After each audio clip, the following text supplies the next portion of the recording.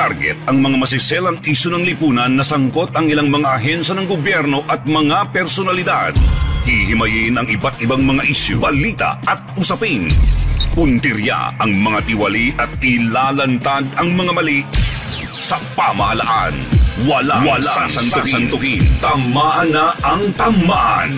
Kung salot ka sa bayan, sapul ka ni Rex Cayano sa Target On Air. Oras hatid sa inyo ng Grand 88 Gaming Corporation.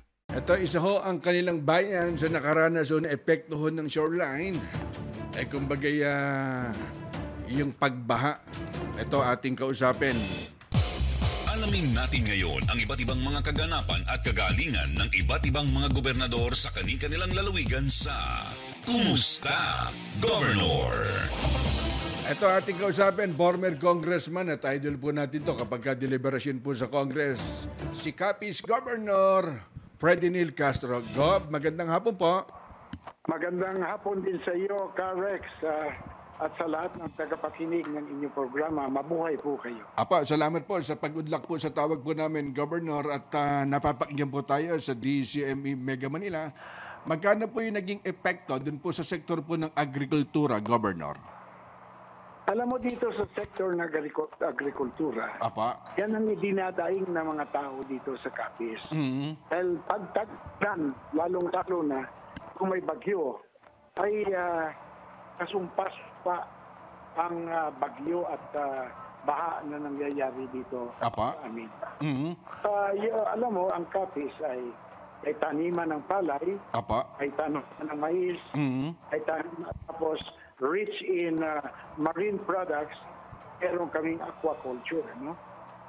Kung baha, yung mga bangos, alimango, supo, ay hindi na hinuhuli sa palaisdaan. Hinuhuli na yan, Rex, sa kalsada. Sa kalsada na kami nanguhuli ng bangos. Sa kalsada na rin kami nanguhuli ng supo, alimango at iba pa. Sapagkat maapaw na yan dahil sa baha. Kami pangalawa, kami umaani. Ang dayami na lang ang aming inaani. Para sa susunod na pagtanim na naman ng palay. Dahil ang aming taniman dito, dahil sa pagbaha sa ilog, lumalagpas na yan yung baha sa ilog, pumupunta na sa taniman, o kung yung tubig sa taniman ay hindi na lumalabas ng ilog dahil punong-puno ng ilog. Governor Bali, ano po yung tulong dun ho sa mga mangingisda na, kasi ang Roa City, kumbaga kilala ho yan dun ho po sa mga seafood. So ano po yung tulong po dun po sa mga mangingisda? Isa lang ang tulong na kailangan namin dito, Rex. Matagal na kaming nananawagan. Ilang presidente nang dumaan. At saka yung ibang presidente nga na dumaan ay namayao na. Ang aming kailangan nandito ay yung Panay River Basin na dapat gawin, ay gawin na. At pangalawa, initially, kung hindi magawa, yung Panay River Basin namin, yung floodway na kaparehas na ginawa sa Iloilo, ay gawin na rin dito sa Capiz. Hanggang ngayon, wala pa, Rex. Di ba't kamakailan bumisita po dyan si President BBM at namahagi pa yata ng mga sako-sakong bigas? Kumbaga, hindi ba ho nagkaroon ng pagkakataon para magkaroon po ng dialogo tungkol po sa ganyang problema, Governor? Alam mo, hindi naman kasali yan sa agenda namin, Rex. At tayo naman ay meron din namang tinatawag na pag-aalinlangan na dali ng isang bagay sa pagkakataon na nakita tayo ng Pangulo at iba naman ang nakaprograma sa mga oras na yon. At Governor, tulad po ngayon, kumbaga magkano po yung naging lugi dun po sa mga nangyari ho dun sa mga fish pan po? Yung isa lang ang kailangan dito. Pagawa lang in the meantime yung floodway. Yan medyo mimitigate o medyo dadahan-dahan na yung baha dito sa amin.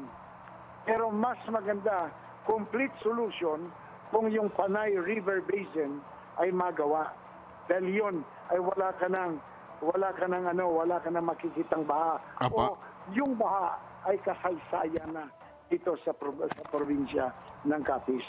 Apa, siguro ngayon po sa panahon po ni President BBM, sana po mapansin para naman yung nagiging problema dyan sa inyong province, dyan po sa Capiz, para maibsan na yung napakahabang panahon na problema po, Governor. Napakahabang panahon. Pero ulitin ko na sa iyo, Carex, hindi ko binanggit ito sa kanya. Layaw ko namang sabihin na we are taking advantage, no? Apa. Kanyang pagdating dito na hindi naman kasama sa agenda nakapareho ng pagbibigay niya ng bigas sa mga nangangailangan ng bigas. Apa, Governor, maiba naman tayo. Kumbaga, kamusta naman po ngayon ang turismo po ng Capiz kasi sakop niya ng buong lalawigan na napakaganda po mga beach resort po, Governor. Sa awa ng may kapal, Carex, Apa. nung nag-umpisa kong maging gobernador, tinutukan ko ang programa ang turismo dito sa probinsya ng Capiz. Apa. At sa kauna-unahang pagkakataon dito sa probinsya ay napalaki namin ang aming turismo dito sa pamamagitan ng yung pagganap o paggawa o pinalaki namin yung tinatawag naming tapistahan dito sa Capiz. Kaya itong Pasko ay gagawin namin na Christmas province. Apa. Ang probinsya ng Capiz, gagawin namin ang buong probinsya na Christmas village. Ang lahat hanggang barangay makikita mo ay nakabitin ng lahat ng parol o lantern sa barangay. Ang lahat ng mga katutubong awitin ay kinakanta sa daan. Apa. Ang lahat ng katutubong pagkain ay makakain sa every boundary and every boundary na dinadaanan sa highway, every boundary ng barangay at every boundary ng bayan at probinsya. Apa, Governor, ito may text lang. Apa, Gobs, basahin ko lang. Sabi niya, Carex, dito po kami sa Valenzuela City at dyan po ang province po namin sa bayan po ng Mambusaw at matagal na rin ako hindi nakakauwi. Yes. Kaya kung ako sa kanila, bantayan nila kung kailan ang kapistahan dito. Dahil ito ang selebrasyon sa probinsya ng Capiz na isa na pinakamahaba. Ito ay sineselebrate ng pinagdiriwang ng buong probinsya. No? At bantayan nila itong Paskong ito sapagkat maliban sa piyesta ng Roa City, ito ay nakadugtong din dito ang paggawa namin sa probinsya ng Capiz na Christmas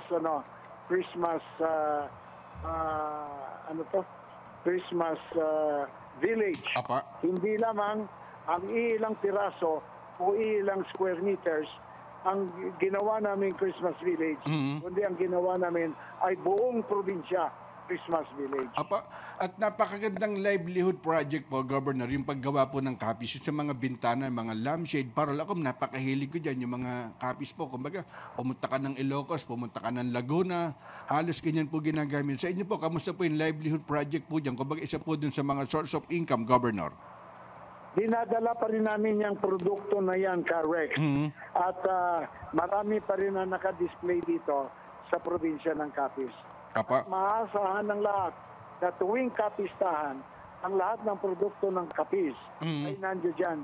Nandiyan dyan yung mga lampshade, Apa. yung mga wind chime, basta lahat na produkto na nayari sa Capiz, ay nakadisplay lahat yan. Apa, Governor, kamusta naman itong katatapos lang pong barangay at SK election? Tama po ba 473 na barangay ang buong Capiz? Ang buong Capiz ay 473 barangays. Apa. Tahimik naman po, Carex, ang halalan na ipinagdaos dito sa SK at barangay. Apa, kami pinagpapasalamat po, Capiz Governor Fredinel Castro. Gob, salamat po sa oras. Maraming salamat din, Carex.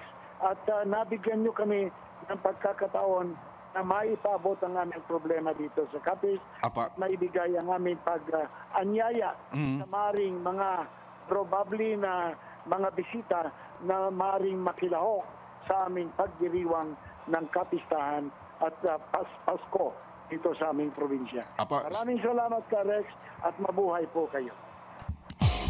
Alamin natin ngayon ang iba't ibang mga kaganapan at kagalingan ng iba't ibang mga gobernador sa kani-kanilang lalawigan sa Kumusta, Governor? Yan po ang tinig mga kaibigan ni Governor Fredinil Castro ng province po ng Capiz. Oras hatid sa inyo ng Grand 88 Gaming Corporation. Sumainyo ang isa na namang makabuluhang edisyon ng Target On Air. Kasama si Rex Kayanong. Abangan muli bukas alas 3 hanggang alas 4 ng hapon. Kung salot ka sa bayan, ikaw ang isusunod ni Rex Kayanong na Target On Air. Nangunguna sa balita, impormasyon, musika, komentaryo at serbisyo publiko. Ito ang DZME 1530. Una sa kanan, ang himpilang may paninindigan.